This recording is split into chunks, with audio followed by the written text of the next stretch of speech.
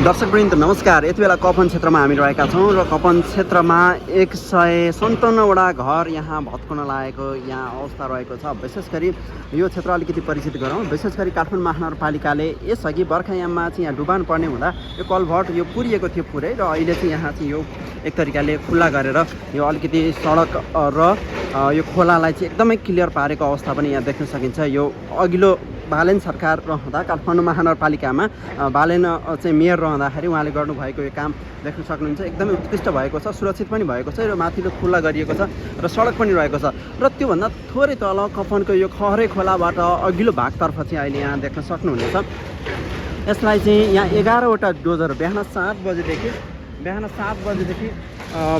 बजेदेखि यसलाई चाहिँ यो काम भएको अवस्था तपाईँहरू देखिरहनु भएको छ। एकदमै ठुल्ठुला घरहरू रहेका छन् र यो पहेँलो जुन यहाँ रहेका छ यो सटर त्योभन्दा यतातर्फ चाहिँ भत्किँदैन, यो खोला छेउमै भए पनि यो भत्किँदैन भन्ने कुरा रहेको छ। र त्योभन्दा अघिल्लोतर्फ जुन धोबी खोला क्षेत्र रहेको छ त्यतातर्फ चाहिँ पूर्ण रूपमा त्यतातर्फको घरहरू चाहिँ भत्काउने काम यहाँबाट अगाडि बढिरहेको छ। र हेर्न सक्नुहुनेछ एकदमै यो चाहिँ मिचेर बनाइएको एकदमै ठुल्ठुला संरचना। यो एक तरिकाले हेर्दा दिलै खाने अहिलेसम्म 11वटा चाहिँ यहाँ यसरी चाहिँ लागेर यो डोजरहरू लागेर यो काम भइरहेको अवस्था चाहिँ तपाईँहरूलाई देखाउन सक्छौँ हामी। यो भाडामा लगाइएको थियो, सम्पूर्ण भवनहरू यहाँ चाहिँ भाडामा लगाइएको थियो र यो चाहिँ यसरी भत्काइएको अवस्था रहेको छ। एकदमै ठुल्ठुला घर रहेका छन् र यो पहेँलो सटरबाट यतातर्फ खोला किनारसम्ममा चाहिँ सबै भत्किने छ। र यहाँ चाहिँ 157वटा घर चाहिँ रहेको छ भन्ने विषय चाहिँ जानकारीमा आएको छ। हेर्न सक्नुहुनेछ एकदमै यो दृश्य हेर्दा तपाईँलाई कस्तो लागिरहेको छ कमेन्ट पनि गर्नुहोला, आफ्ना भनाइ पनि राख्नुहोला। र अहिलेको यो अवस्था तातो अवस्था पनि हामी तपाईँहरूलाई देखाइरहेका छौँ।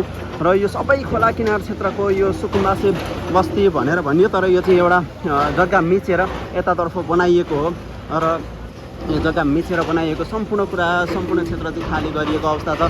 यो सबै लाइन यो जति देख्नु भएको छ यो सबै लाइन चाहिँ भत्काइनेछ, सबै क्षेत्र यो खाली गरिनेछ र एकदम स्ट्रेटमा खुल्ला पल्लो क्षेत्रसम्ममा चाहिँ एकदमै फराकिलो देखिन्छ।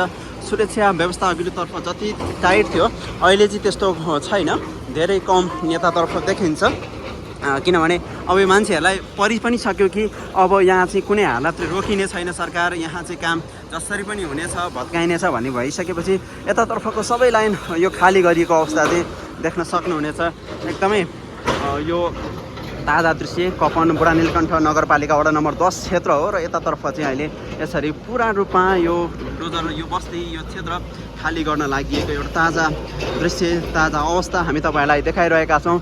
अहिले 11वटा बुलडोजर यतातर्फ लागेको छ। ओहो, 11वटा बुलडोजर यतातर्फ लागेको छ, लगाइएको छ र यसरी चाहिँ यो लगाउँदै गर्दा अब यतातर्फको यो अतिक्रमित सम्पूर्ण भूभाग खाली गरिनेछ।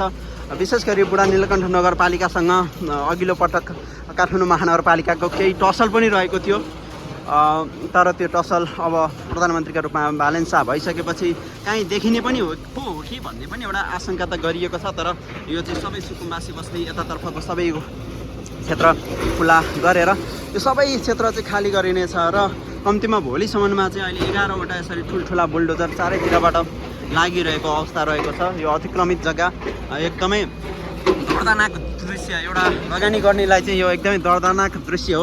यदि यहाँ चाहिँ बेचबिखन भएको थियो, यदि यहाँ चाहिँ यो तरिकाको चाहिँ कारोबार हुन्थ्यो भने पछि किन्ने व्यक्तिहरू चाहिँ एकदमै डुब्ने अवस्थामा पनि रहेको थियो। तर जसले चाहिँ यहाँ बनाएर भाडामा लगाए तिनीहरूले चाहिँ यहाँ लुट मच्चाएका थिए। ती लुट मच्चाउने विरुद्ध चाहिँ यो एकदम शक्तिशाली कदम पनि हो। राज्यको जग्गा यसरी फिर्ता आएको छ, काठमाडौँको मुटुमा यसरी यो डोजर चलेको अवस्था रहेको छ।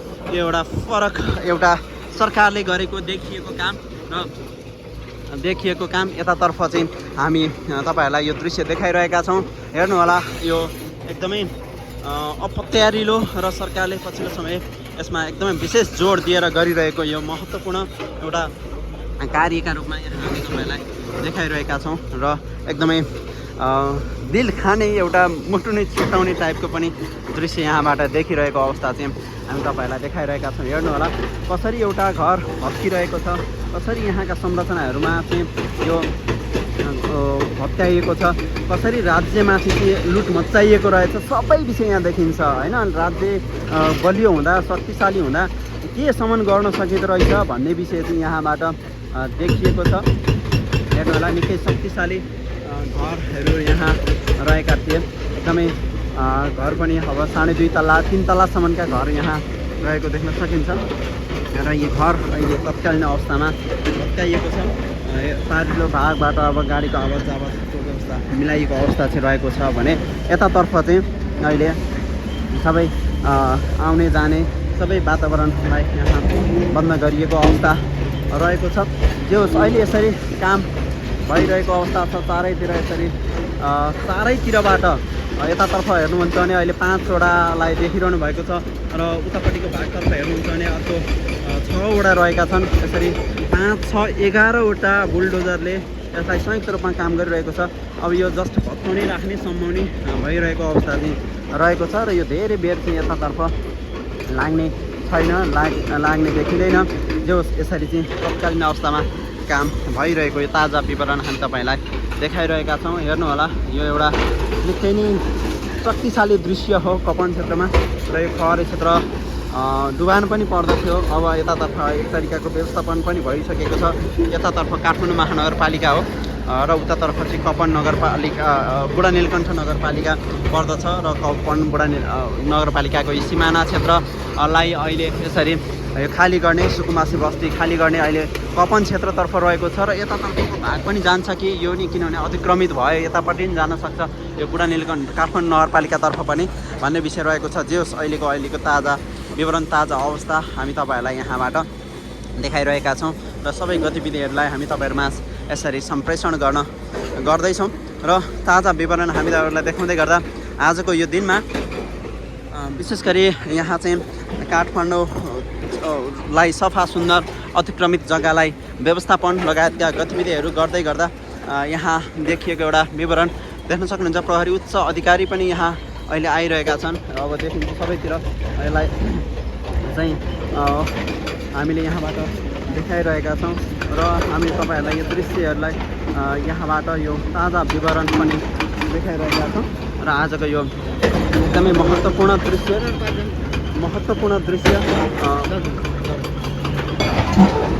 र दर्शक यहाँको हामी निरन्तर फलोअपमा रहेका छौँ। यसरी एउटा काम भइरहेको ताजा विवरण हामी तपाईँलाई देखाइरहेका छौँ, हेर्न सक्नुहुनेछ। र आजको यो काम यता कपन क्षेत्रतर्फ रहँदा सबैतिर चाहिँ यसरी खुल्ला रूपले खाली गरिएको अवस्था र गर्ने गरिएको अवस्था चारैतिर पछिल्लो उतातर्फको भागमा पनि यसरी लागेर सबैतिर भत्काउने एउटा काम भइरहेको एउटा यहाँको विवरण तपाईँहरूलाई हामीले देखायौँ। हामी यहाँको निरन्तर अपडेटमा रहनेछौँ। अहिले बिदा दिनुहोस्, नमस्ते।